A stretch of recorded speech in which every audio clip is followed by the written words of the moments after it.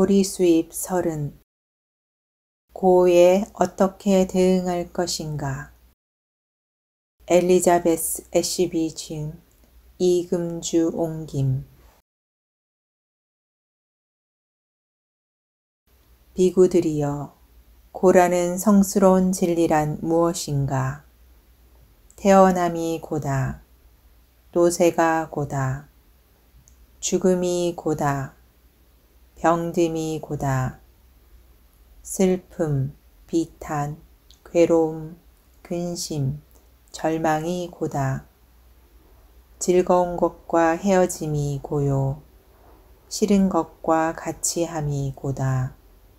원하는 것을 얻지 못하는 것이 또한 고다. 요컨대 집착과 연관된 존재의 5 쌓임이 바로 고다. 이처럼 엄중하고 단호한 것이 바로 사성제 중 첫 번째인 고성제입니다. 이 진리를 본질에 의거해서 이해한다는 것은 진지한 명상을 통해서 예루가에 든 분이 얻는 특권입니다. 그러나 우리 범부들도 고가 그러한 것임을 알고 그에 따라 우리의 마음을 지혜롭게 조절할 수 있게 되면 언젠가 때가 무르익어 진리가 스스로 모습을 드러내는 것을 볼 수 있을 것입니다. 고가 무엇인지 알면 알수록 자신이라는 존재가 처한 불만족스러운 상태를 좀 더 명확히 보게 될 것이며 우리는 그러한 이지적인 접근 방법에 의해서 무수하게 그 모습을 바꾸어 등장하는 고를 놓치지 않고 직시할 수 있을 것입니다. 파알리어의 두카가 가진 의미를 모두 담을 수 있는 낱말을 찾기는 쉽지 않습니다. 고라는 말이 그 중에서도 제일 가까운 말이겠지만 괴로움이니 고통이니 하는 낱말들도 얼추 비슷한 뜻으로 쓸 수 있겠습니다.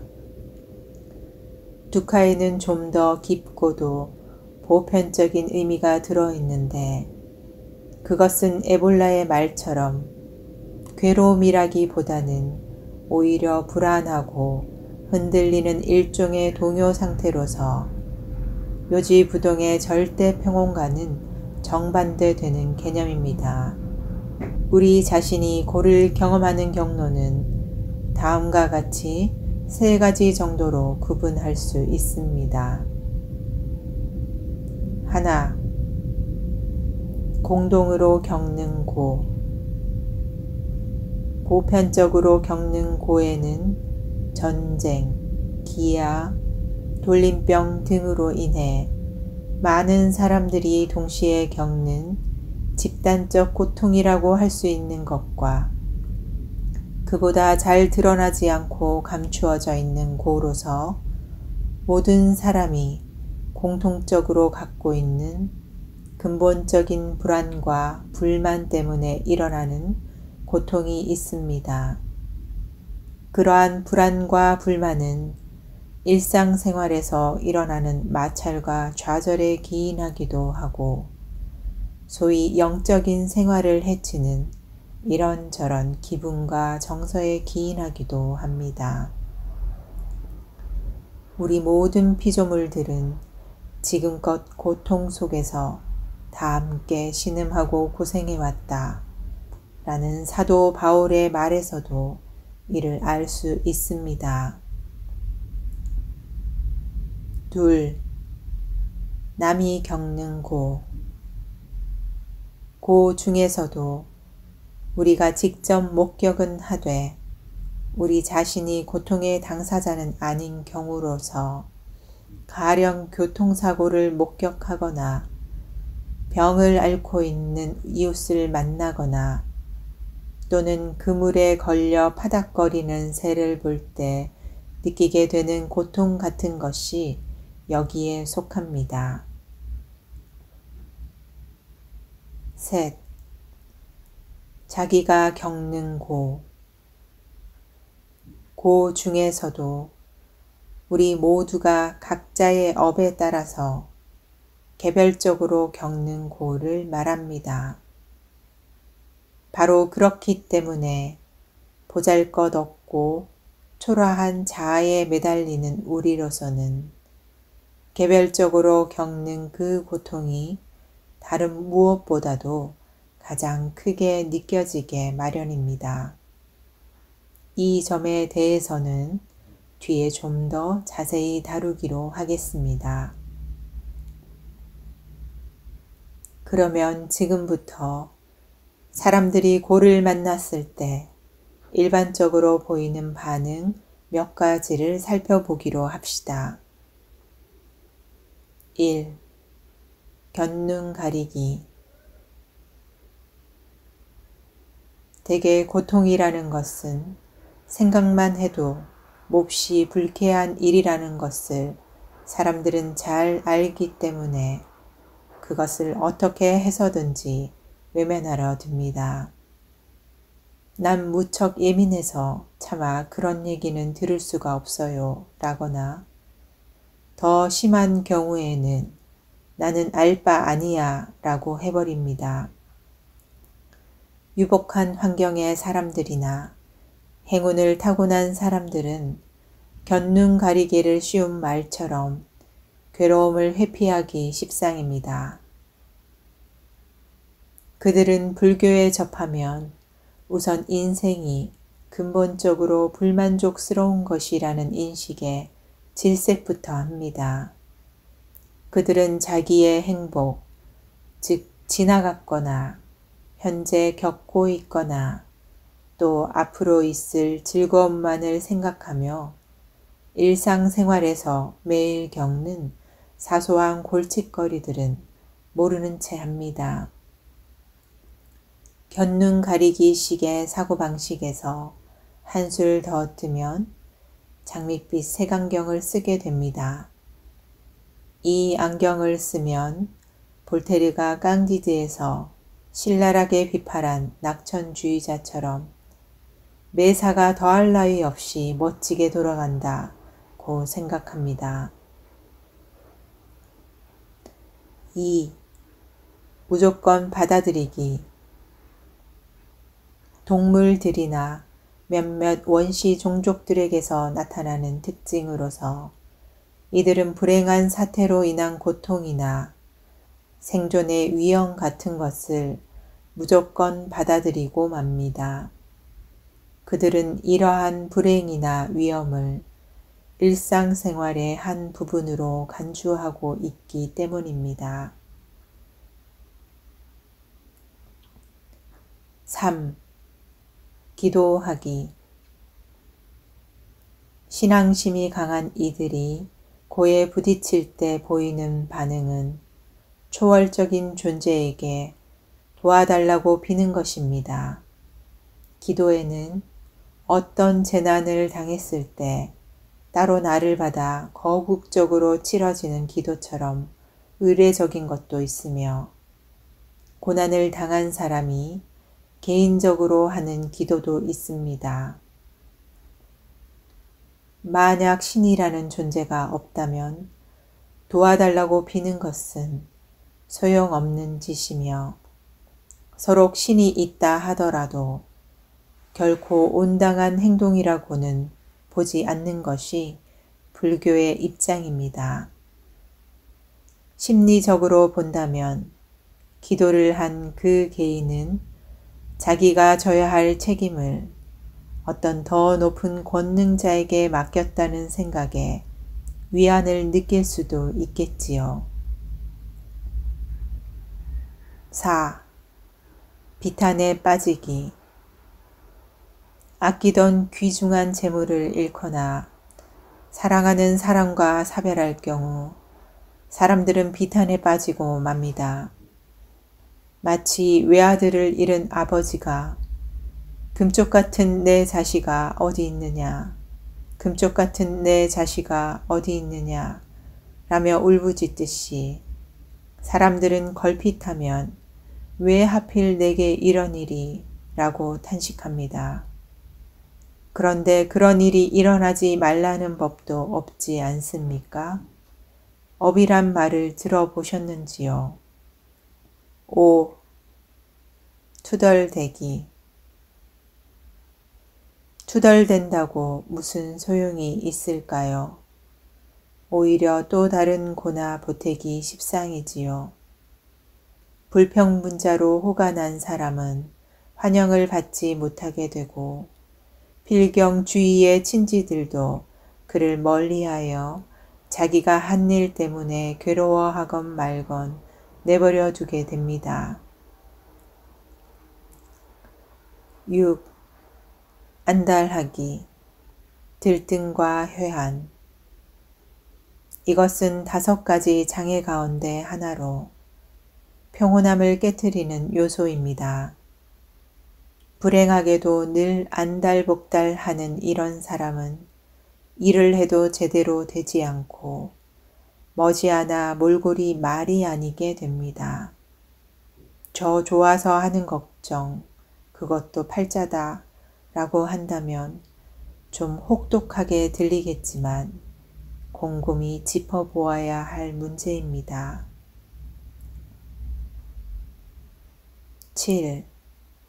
임시방편 찾아내기. 아이고 머리 아파. 두통약 어디 있지? 문제를 해결하려고 들지는 않고 임시방편만 찾으려 합니다. 8. 술이나 약물에 의존하기. 그 친구는 속상하다고 술독에 빠지더니 술병으로 죽을 지경이래. 그 여자는 줄담배를 피워대더니 기침이 고질병이 되었어. 소위 복지국가라는 데에서도 진정제나 각성제에 중독되고 코카인과 헤로인의 밀매가 성행하는 등 딱한 일들이 벌어지는 게 어제 오늘의 일이 아닙니다. 중독은 꼭 약물만이 아니라 정신적이거나 지적인 형태의 것도 있을 수 있는데 예를 들어 라디오나 텔레비전을 늘 켜놓고 있어야 하는 것도 그렇습니다. 그뿐만 아니라 선정적인 글이나 공상과학 소설이나 추리물 같은 것을 끊임없이 봐야 하는 것도 중독의 또 다른 예입니다. 이런 내용의 책들은 특히 한밤중에 볼 경우 우리의 긴장을 풀어주기보다 오히려 신경을 피곤하게 합니다. 9. 미움과 악의 품기. 이 또한 5가지 장애 가운데 하나입니다. 누군가로부터 괴롭힘을 실제로 당했거나 당했다고 생각하는 사람이 걸핏하면 미움과 악의의 태도를 보이기 십상입니다. 쉬운 예로는 자동차 접촉사고가 났을 때 을에 벌어지는 욕퍼붓기 시합을 들 수 있습니다. 한쪽에서 상대방을 멍청이라고 쏘아대면 그쪽에서도 즉각 응수를 하게 되어 사고로 인한 충격도 고통인데 그런 식으로 서로가 고를 배가시키는 결과를 낳고 맙니다. 그보다 좀 더 사소하게는 쇼핑을 하다가 불손한 점원을 만나게 되거나 줄을 서 있는데 새치기를 당할 때 미운 생각이 욱하고 치밀어 오르는 경우가 있습니다. 이럴 때 사람들은 밀쳐내거나 별꼴이야 하기 쉬운데 이러한 사소한 불쾌감도 쉽사리 지워지지 않는 앙금으로 오랫동안 기억 속에 남습니다. 이와 같은 미움 반응이 극단에 이르면 안가품으로 나타납니다. 눈에는 눈, 이에는 이 하는 식이지요. 최악의 경우에는 살인에까지 이르고 또 대를 물린 지방 간의 유혈극이나 복수극 같은 결과를 초래하기도 합니다. 미움 반응의 문제에 관하여는 부처님께서 말씀하신 톱의 비유를 참고하면 큰 도움이 될 것입니다. 10. 시샘하기. 학기말 시험 때문에 나는 고생했는데 우등상은 엉뚱한 놈이 받다니. 사람들은 매사에 이런 식으로 시샘을 합니다. 불법을 닦아가는 사람으로서 우리가 특히 주의해서 삼가야 할 것이 있습니다. 자기 자신은 수행이 잘 되지 않는데 누군가가 한 소식 했다는 말을 듣게 되면 시샘하는 마음이 일어납니다. 이럴 때 자칫하면 초조해지고 낙담하게 되어 불행하게도 엉뚱한 결과를 가져올 경우도 있습니다. 그런데 진심으로 기뻐해 줄 사람도 있겠지요. 그것이야말로 온당한 반응이라 할 것입니다. 11. 감정 폭발시키기. 고에 맞부딪혔을 때 보이는 반응 중에는 감정 폭발도 있는데 거기에는 상당히 묘한 구석이 있습니다. 눈물을 펑펑 흘리고 욕짓거리를 퍼붓고 살림살이를 박살내는 짓을 하면 남들은 눈살을 찌푸리지만 이런 행동들은 일종의 카타르시스 작용이 되는 것도 사실입니다. 잔뜩 쌓였던 감정이 순간적으로 터져 나온 것입니다. 그래서 당사자가 제정신을 차리게 되었을 때는 그런 감정을 터뜨려 버렸기 때문에 기분이 좀 후련해졌다고 느끼는 것입니다. 12. 고통을 즐기기. 다행히 흔한 일은 아니지만 이러한 반응 가운데 가장 나쁜 현상은 남의 고통을 보고 즐기는 가학증입니다. 그렇지만 사람들은 고대 로마의 검투나 스페인의 투, 심한 사고를 내기 일수인 운동 경기를 통해 남들의 고통을 지켜보면서 기쁨을 느끼곤 합니다. 이런 경기를 보면서 관중들은 짜릿함을 맛보고 감각적 흥분의 욕구를 만족시키게 되는 것입니다. 그런가 하면 고대 그리스 비극은 또 다른 목적을 겨냥했습니다. 즉, 관객에게 연민과 공포를 일으키려는 것이 그것입니다.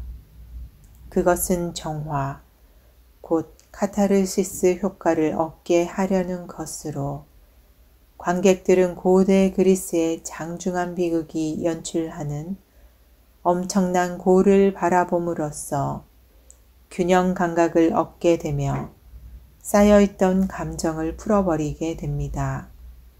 그 효과가 매우 극적으로 나타날 수도 있습니다.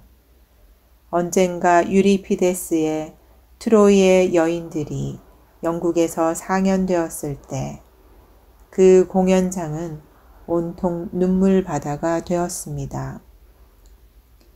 그런데 그런 반응은 고통과 야릇한 고향감이 묘하게 뒤섞여 일어난 것입니다. 이 고통 즐기기 중에서 좀 더 미묘한 형태는 자신의 고를 즐기는 순교자인 척하는 기분입니다. 자기는 굉장한 고통도 감내할 능력이 있고 그렇기 때문에 자기가 다른 둔한 무리들보다 우위에 있는 것으로 느낄 수도 있습니다. 이것은 우쭐하는 자만심의 소치가 아닐까요? 13. 불행을 이용하기. 자신의 불행을 이용하는 예로는 난쟁이나 지체 기형아 또는 신체의 일부가 붙은 쌍둥이들이 신체적 결함을 대중의 시선 앞에 노출시킴으로써 생계를 꾸려가는 경우를 들 수 있겠습니다. 또 남의 불행을 통하여 이득을 얻는 가장 저질적인 예로는 어린아들의 뒤틀린 다리를 보여주며 구걸하는 스페인 거지를 들 수 있겠습니다. 그런가 하면 때로 맹인이나 지체 장애자가 자기에게 모두들 길을 내주리라는 것을 알고서 혼자만 차량의 물결 속을 아랑곳 없이 건너기도 하는데 이것은 자신의 불행을 최대한 이용하려는 심보가 드러나는 경우입니다. 우리들도 병을 앓고 난 후의 회복기를 괜스레 길게 연장해보고 싶다고 느껴본 적이 있지 않습니까? 14. 치암 상태로의 퇴행. 때로 우리의 자아는 삶과의 싸움을 더 이상 버티지 못하고 두 손을 들고 패배를 자인하며 포기해버리는 수가 있습니다. 그 당사자는 정신적으로 일탈 상태가 됩니다. 어떤 형태의 정신적인 장애가 일어날 수도 있고 그래서 환자가 모든 책임감에서 해방되었다는 엉뚱한 행복감을 느끼기도 합니다. 또 다른 형태로는 생활의 어려움과 단조로움에 지친 사람들에게 일어나는 반응인데 병이 나았는데도 자리에서 일어나기를 거부하기도 하는 것입니다. 그런 사람은 언제까지나 내내 그렇게 누워서 쓸모없는 기생충 상태에 만족하려 들겠지요. 15. 신체적 반응. 고는 어떤 종류든 늘 감정과 연결되고 그 때문에 여러 가지로 신체적 증상이 나타납니다.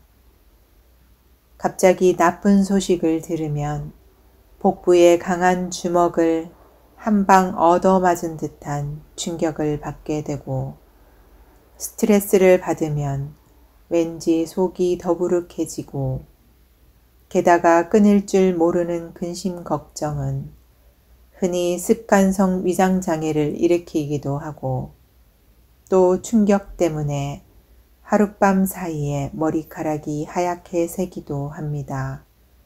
공포로 인해 머리카락이 곤두서는 것은 부처님 시대나 지금이나 마찬가지입니다. 진땀이 나거나 가슴이 뛰는 것도 두렵거나 초조할 때 나타나는 현상입니다.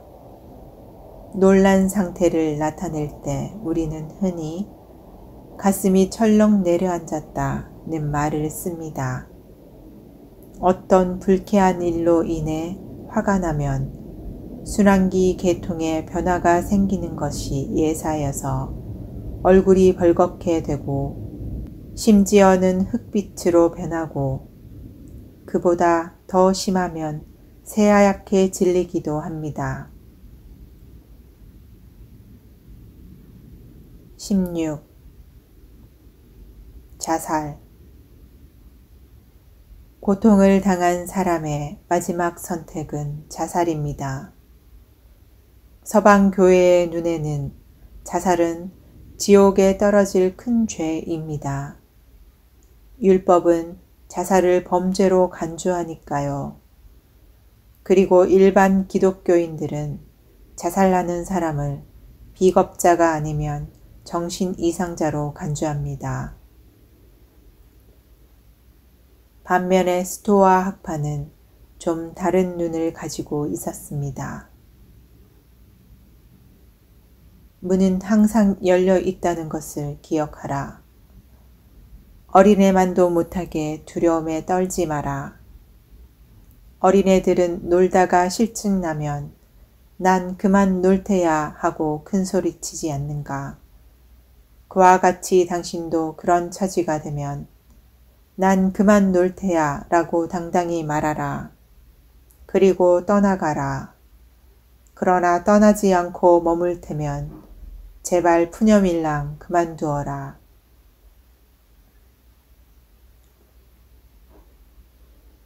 불교인들의 관점은 또 다릅니다. 불교인들은 자살을 끔찍한 과오로 봅니다. 왜냐하면 자살 역시 업짓는 행위의 하나인데 격렬하고 과격한 업은 다음 생에서도 여전히 격렬하고 과격한 업을 되풀이할 인이 되니까요. 유일한 예외가 있긴 합니다. 그것은 아라한들의 경우인데 업을 짓지 않을 만큼 향상이 완성된 사람인 그들만은 언제 어떤 방식으로 자기의 삶을 그만두어도 그것이 업이 되지 않기 때문입니다. 이렇게 설명하다 보니 미처 다 열거하지는 못했지만 꽤나 끔찍한 목록이 되었군요. 하지만 가장 당연한 반응이 여기에는 빠져 있습니다. 독자 여러분이 그것을 한번 채워보시지 않겠습니까? 사실 앞에서 열거한 바람직하지 못한 항목들을 쭉 훑어보고 나면 고에 대한 우리의 반응이라는 것이 대체로 탐, 진, 치, 삼독심에서 나오고 있다는 사실에 새삼 놀라움을 금할 수 없습니다. 하지만 다음과 같이 비교적 건전하다고 할 수 있는 반응이 아직 남아 있습니다. 1.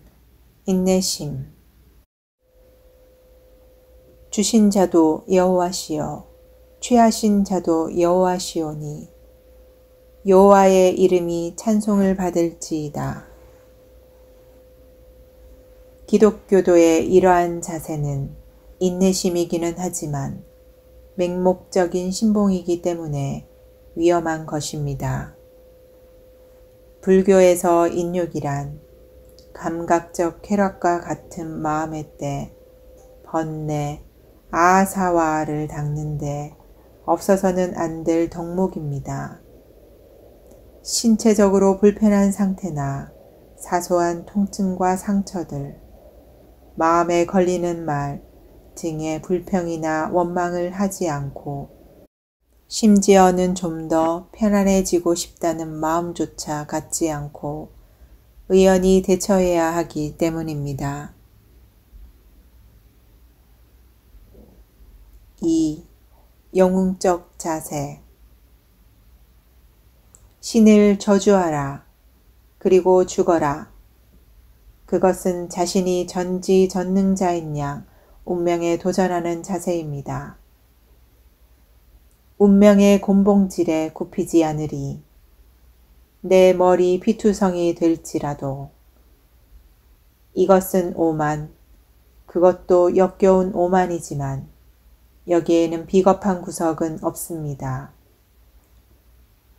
이와 아주 다른 경우로서 맹인과 장애자들이 사회에 유용한 존재가 되기 위해 애써 삶을 헤쳐 나아가며 고군분투하는 영웅적 태도도 있습니다. 또 가정에서 늘 겪는 하잘것없어 보이고 고달픈 일상생활을 감당해내는 여인네들의 용기는 별로 인정받지는 못해도 영웅적 자세라 할 수 있습니다. 하여간 고를 만났을 때 영웅적 자세로 대처해 나감은 우리 모두에게 필요한 일입니다. 왜냐하면 고귀하고 영웅적인 정신만이 확고부동함을 견지할 수 있기 때문입니다. 3. 철학적 자세. 호랑이에게 물려가도 제정신만은 차려야 한다. 100년 전이나 100년 후나 인간사 매한가지 라는 식으로 냉철하고 객관적인 자세가 필요합니다. 포프에게 보낸 메리 워틀리 몬테규 부인의 수준 높은 편지는 고에 대해 제법 철학적인 자세를 보여줍니다.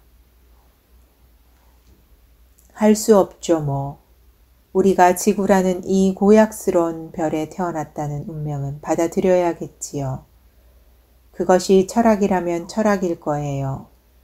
그나마 이 별에는 웃을거리가 많다는 것이나 고마워해야 할까요? 높이 사줄 만한 건 하나도 없지만요.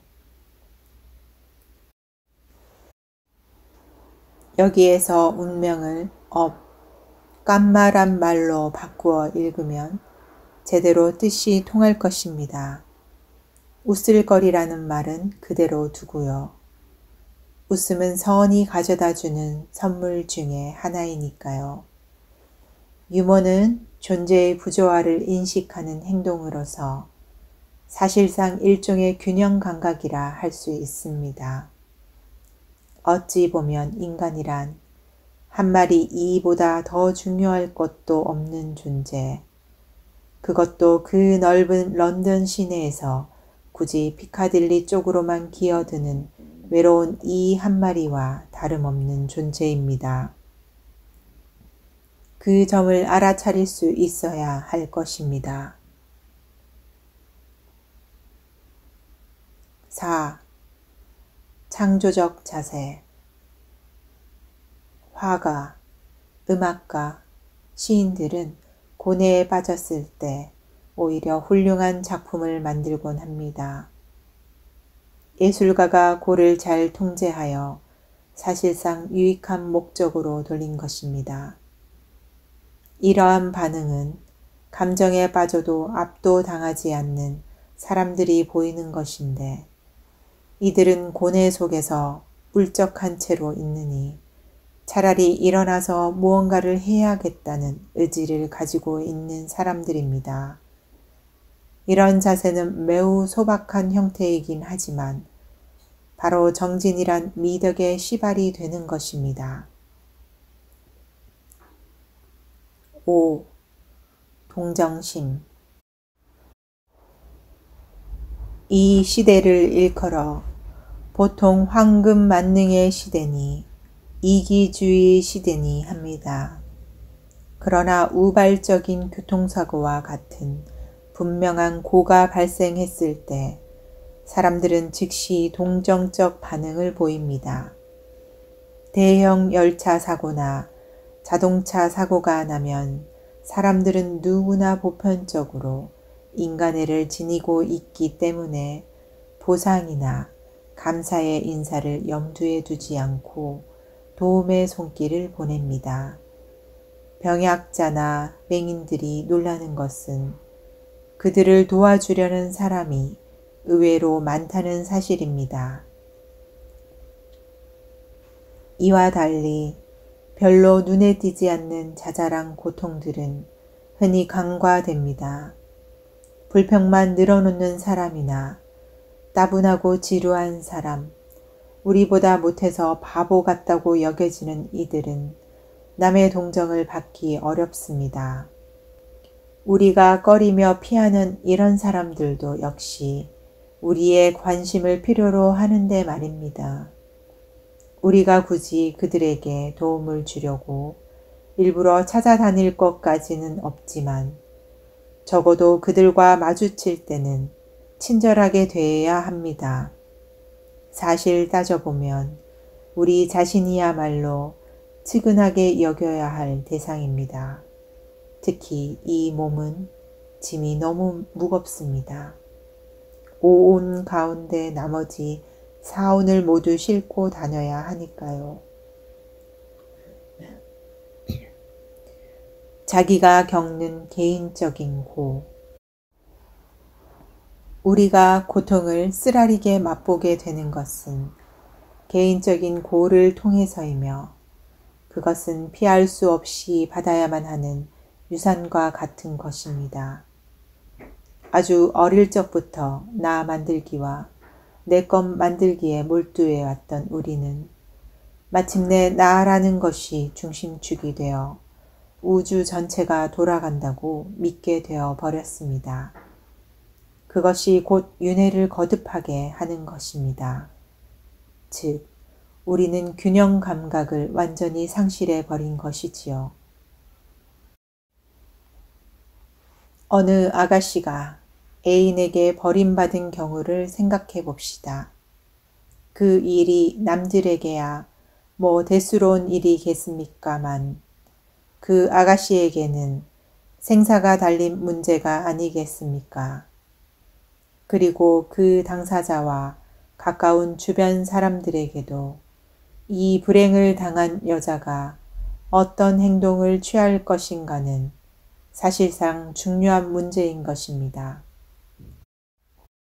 그녀는 물에 뛰어들어 죽거나 수녀원에 들어가거나 아니면 자기 일에 더 열심히 몰두하면서 한탄을 그만두든지 시를 쓰든지 할 수도 있겠지요. 우리 모두에게 언제든 들이닥칠 수 있는 개인적인 고우 중에서 가장 두드러지는 몇 가지 양상을 들어봅시다. 1. 통증과 질병. 에픽테토스는 죽음과 통증이 두려운 게 아니라 바로 죽음과 통증에 대한 공포가 두렵다고 말한 바 있습니다. 통증은 그 자체만으로도 예산일이 아닙니다. 통증은 보통 우리 몸의 어딘가에 고장이 났음을 알리는 위험 표시라고 알고 있어서 상처나 발병 부위에서 통증이 느껴진다고 생각하는 경우가 많습니다. 그러나 사실은 그게 아닙니다. 왜냐하면 통증이란 자기가 의식하는 것의 문제이니까요. 고에 부딪혔을 때 통증을 느끼는 것은 마음이고 그것에 대해 감정적 반응을 일으키는 것도 우리 마음이기 때문입니다. 이것은 너무도 뿌리 깊은 것이어서 우리는 그 느낌의 본질적 특성을 제대로 파악하지 못하고 있고 따라서 그것에 무엇라고 이름을 붙이지도 못합니다. 나는 그것이 자기 연민과 분노와 두려움이 착잡하게 얽힌 것으로 이 모두는 삼독심의 하나인 성냄에 뿌리를 두고 있다고 생각합니다. 경험에서 알듯이 지독한 통증이 오면 우리의 정신은 극도로 비참해집니다. 통증이 느낌과 직결되어 있다는 논거를 확실히 입증해 주는 예로서 모르핀 주사의 결과를 들 수 있습니다. 한 대 맞은 환자는 희한한 현상을 체험하곤 하는데 분명히 아픔은 그대로 거기에 있을 텐데도 자신은 전혀 통증을 느끼지 않는 것입니다. 이는 모르핀이 뇌 속에서 감정을 통제하는 중추에 작용하여 그것을 마비시켜 자기 연민과 분노 그리고 두려움이 느껴지지 않도록 만든 것입니다. 통증이라는 것은 우리의 감정에 뿌리를 두었기에 이에 반응하는 방식이 무척이나 다를 수밖에 없습니다. 대수롭지 않은 상처에도 신경이 예민한 사람은 드러눕고 많은 경우가 있고 성격이 침착하고 신중한 사람은 그저 한번 비명을 지르든지 젠장하고 맙니다. 통증의 강도는 분명코 각 개인의 자각 정도에 따라 다르게 느껴집니다. 완성에 이른 아라한은 그 의식이 아픔과 쾌락을 초월해 있고 감정작용이 잘 통어되어 있어 양쪽을 다 느끼긴 하지만 괴념하지 않습니다. 이는 우리가 자신의 아픔에 대해 객관적으로 접근하면 고통이 줄어들 수 있음을 시사해 줍니다. 어떤 일을 처음부터 끝까지 전체적으로 쭉 분석해 보는 것은 일어나고 있는 감정에 마음이 쏠리지 않도록 하는데 도움이 될 것이며 그에 따라 자연히 감정적인 반응도 약화될 것입니다. 총알을 깨물고 의연히 참는다는 전통적인 군인 정신은 근거 없는 말이 아닙니다. 총알에 정신을 집중하는 동안은 통증을 느낄 새가 없을 테니까요. 아마 실제로 그의 마음은 총알과 아픔 사이를 번개처럼 빠르게 오가고 있었을 것입니다. 그래서 아픔은 여전한데도 참을 수 있을 정도로 반감된 것이겠지요. 병에 걸렸을 때도 이와 같은 객관적 태도를 지니는 것이 중요합니다. 질병은 통증과 마찬가지로 우리의 정신 기능을 약화시킵니다. 병이 나면 수행하기도 어렵고 의기소침해져서 남부끄럽게 생각하게 됩니다. 거사여, 그런 까닭에 내 몸은 아플지라도 마음은 병들어서는 안 된다고 다짐하며 정진해야 합니다. 거사여, 그렇게 정진해 나가야 하는 것입니다. 그러므로 통증이나 질병에 대한 올바른 대응책은 영웅적인 인내와 용기라 하겠습니다. 2. 집착.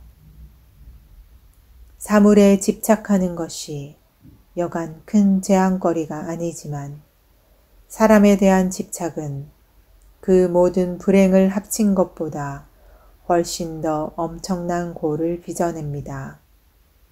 경정 가운데는 애생경이라는 중요한 경이 있는데 인간관계에서 비롯된 고를 강조해서 말씀하고 있습니다. 우리는 인간적 사랑 속에 우리 최대의 행복이 있다고 믿으며 자랍니다. 이것은 평범한 사람들에게는 맞는 말일 것입니다. 그렇다면 어찌하여 근심, 탄식, 괴로움, 슬픔이나 절망이란 것이 있어서 야단법석을 해야 하는 걸까요? 그 해답을 추구하다 보면 존재의 세 가지 속성 중에 하나인 무상과 마주치게 됩니다. 사랑은 조건 지어진 것으로 생겨나면 반드시 사라지게 마련입니다. 아무리 이상적인 경우라 하더라도 사랑은 가래, 딴하의 또 다른 모습에 불과합니다. 그런데 그것을 깨닫기는 쉽지 않습니다. 우리는 사랑, 그것을 움켜잡으려 합니다. 안정을 희구하며, 이해를 희구하며, 충족을 희구하며, 우리의 근원적 고뇌를 덜어볼까 희구하면서 말입니다. 일시적으로 그것들을 경험해 볼 수는 있겠지만 그렇다고 스핑크스의 수수께끼를 다 푼 것으로 믿는다는 것은 어리석기 짝이 없는 일입니다. 집착과 관련하여 우리가 유념해 보아야 할 것이 두 가지가 있습니다. 그 첫째가 죽음의 문제입니다. 염라 대왕이 자식, 친구, 연인, 애완동물을 앗아가 버린 뒤에도 우리는 여전히 남아서 나이를 먹어갑니다. 인간적으로 볼 때 그건 비극이지만 그나마 깨끗한 결말이랄 수도 있습니다. 둘째는 환멸로서 그것은 만남의 매력이 퇴색되어 갈 때 찾아듭니다. 우리는 사랑하는 상대가 변해버리고 소원해졌음을 알아채고 그러다가 결국 두 사람의 관계는 황폐해집니다. 이것이 너무 심각해진 나머지 예전 관계가 깨어져 버리고 흔히 뒤에 남는 것이라곤 유감스럽게도 가스마리와 쓰라림 뿐입니다. 극단적인 경우에는 사랑이 미움으로 바뀌기도 합니다. 자기가 속았거나 기만당했다고 생각하여 미움을 품게 되기 때문입니다. 자기가 바보였다고 생각하여 자신을 미워하고 지금까지 사랑했던 대상에게 이러한 자기 혐오가 투사됩니다. 우리는 잠시도 쉬지 않고 변하는 존재이기 때문에 모든 인간관계는 어떤 행태로든 변질되고 소원해지기 마련입니다. 그렇다고 해서 평생을 함께하는 우정과 사랑이 없는 것은 아닙니다. 그렇게 할 수 있는 사람들은 서로 의식적으로든 무의식적으로든 변화하는 주위 상황에 자기를 잘 적응시켜 적절한 방향으로 스스로 변모해 가는 것이 가능하다 할 것입니다. 냉소주의자들은 결국 마지막엔 고만 남는데 도대체 사랑은 무슨 사랑이냐 라고 할 것입니다.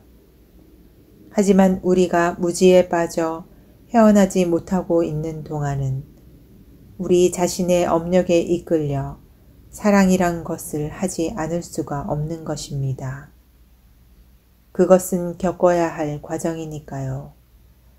우리가 현생에서든 전생에서든 사랑의 극치와 나락을 다 겪어보지 않고서는 맺다 자애가 무엇인지 이해하기 어려울 것입니다.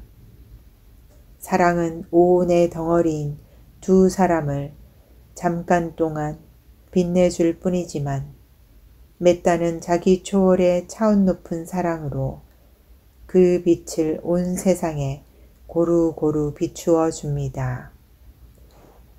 경전에는 다음과 같은 말이 나옵니다. 언제 어디서 어떤 즐거움이 찾아지든 즐거움은 즐거움이다. 부처님께서는 주로 고의 문제를 다루고 있지만 그렇다고 해서 즐거움을 금하거나 부정하지는 않으셨습니다. 부처님의 가르침은 감각세계를 인정하면서 보다 나은 즐거움인 법의 실천에서 오는 즐거움 쪽으로 나아가도록 이끌어줍니다. 물론 그 너머에는 더욱 수승하고 절묘한 즐거움이 기다리고 있으며 그것은 오직 초월 상태에서 체험될 수 있는 것입니다. 3. 늙음. 나이를 먹는다는 건 엄밀히 말해서 모태에 드는 순간부터 시작됩니다. 한창 이가 나느라고 칭을대는 아기가 겪는 아픔이 나이를 먹는 고통이라고 할 수 있듯이 사춘기의 청소년들이 겪는 것도 또한 나이 먹는 고통입니다. 그러나 뭐니 해도 늙음의 고통이 가장 큽니다. 육체의 노쇠는 누구에게나 힘든 일이지만 한때 잘생겼다는 말을 듣던 사람들에겐 평범하거나 못생겼던 사람들보다 훨씬 견디기 어려운 노릇입니다. 누구나 늙으면 곤혹스러울 정도로 몸의 움직임이 느려지고 젊었을 때의 속도를 절반도 못 내게 됩니다. 한가한 시간은 너무나 많아지는데 흥미거리는 날로 줄어들어 지루하고 권태롭기만 합니다. 많은 사람들이 늙는 건 딱 질색이야 라며 강한 거부감을 드러냅니다. 그래 봐야 헛된 반발일 뿐 고통을 줄이기는커녕 더욱 심화시킬 따름입니다. 노년이란 여러 가지로 제약을 받는 시기입니다. 그렇지만 이 시기는 오히려 향상의 기회가 될 수 있고 또 마땅히 그래야만 합니다. 밤늦게 나다니거나 자동차 여행을 떠나거나 대륙 횡단을 하는 것은 물론이고 심지어 정원 손질조차도 이제는 잊어야만 합니다. 이런 종류의 즐거움은 결국 물질적인 것으로 윤회 세계에 속한 것입니다. 그것들은 사라질 수밖에 없습니다. 이제 우리는 지혜롭게 군말 없이 그런 즐거움들을 놓아버릴 기회를 맞이한 것입니다. 바야흐로 묵은 습관들을 떨쳐버리고 삶이란 단지 또 하나의 습관에 지나지 않는다는 것을 깨달아 그 습관마저도 떨쳐낼 준비를 해야 할 때입니다. 그뿐 아니라 자신이 얼마나 애착에 사로잡혀 있는지 알아차려서 그 애착을 끊어야만 할 좋은 기회이며 쌓아두기를 그만두고 부질없는 소유물들을 버리기 시작할 때인 것입니다. 4. 죽음.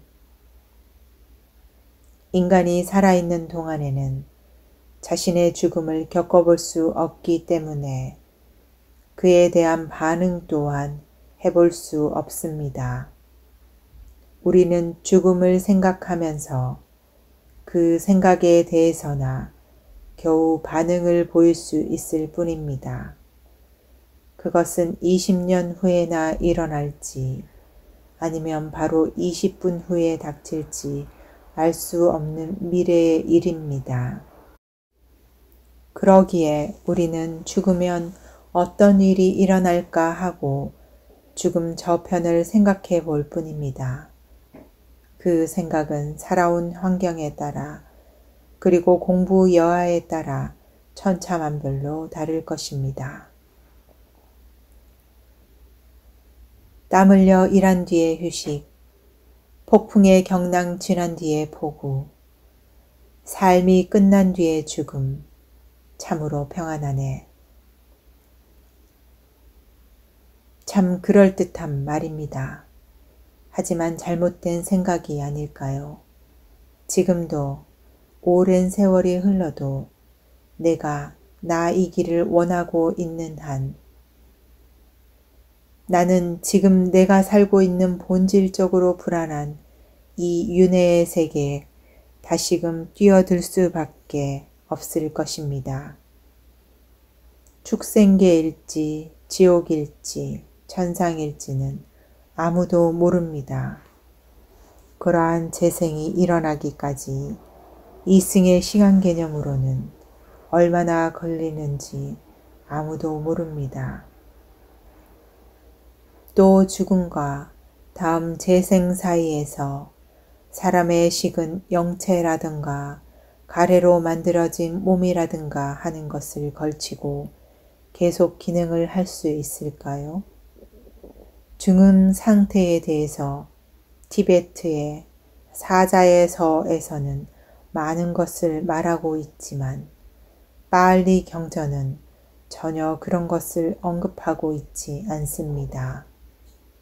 그러한 이론들은 요설적이고 논쟁적이고 사변적인 견해들 혹은 사변적 견해가 무성한 황무지라고 하여 제쳐놓고 있습니다.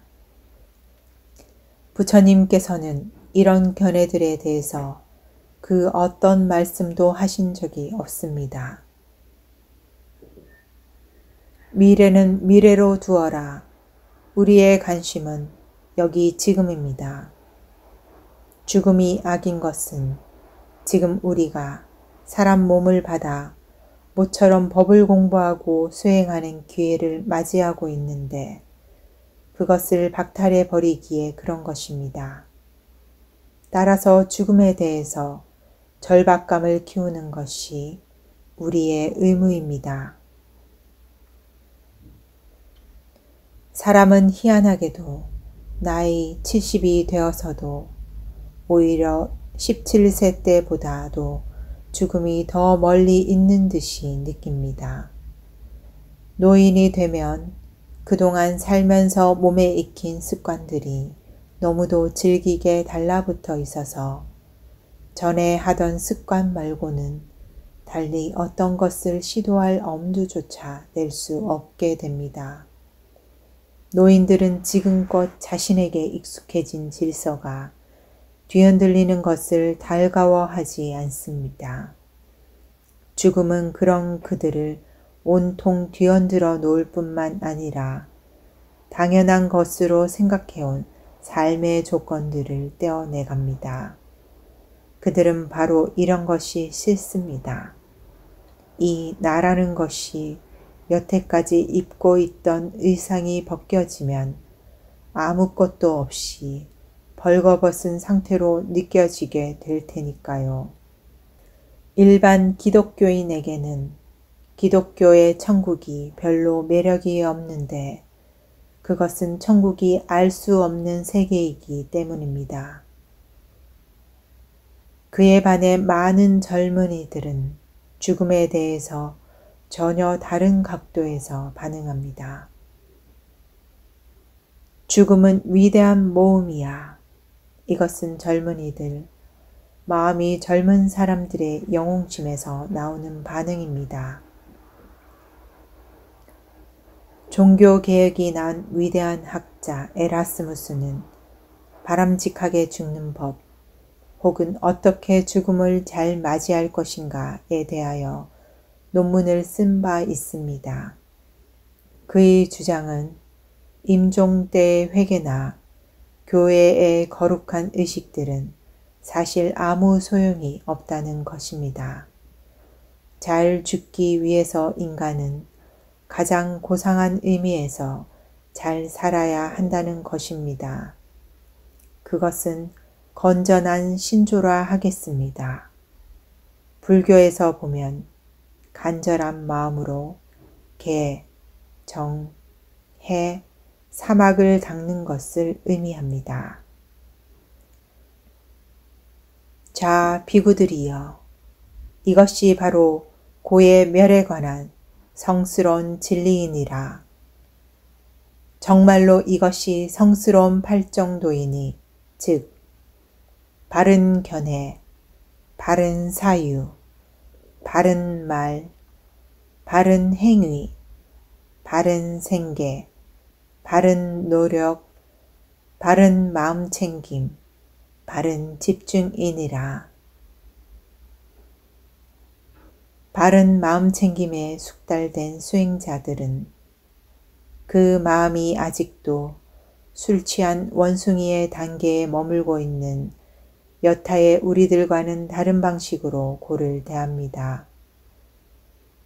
우리의 개인적 고통들은 우리 주변에서 모기떼처럼 악착같이 앵앵거리고 맴돕니다. 만약 고통이 격심하면 자기 연민에 완전히 압도되어 우리는 마음챙김을 할 수가 없습니다. 이렇게 되면 진흙탕에 빠져 엉망진창이 되는 꼴입니다. 균형 감각은 사라지고 장래에 일어날 즐겁지 않은 사태를 미리 상상함으로써 스스로 문제를 더 악화시킵니다. 우리가 고통스러운 상태에 빠지게 될 때에는 잠시 멈추어서 봅시다. 그리고 우리가 처한 상황에 대응하는 반응을 가려내어 그것이 건전한 반응이든 아니든 그 하나하나에 이름을 붙여봅시다. 그렇게 한다면 우리는 정신 상태를 대상으로 마음챙김 수행을 하는 것이 되고 이는 올바른 마음챙김 수행의 매우 중요한 부분이 될 것입니다. 이러한 과정은 매우 유익한 수행입니다. 왜냐하면 마음이 비로소 고로부터 떨어져 나와 진정 가치 있는 길에 접어든 것이기 때문입니다.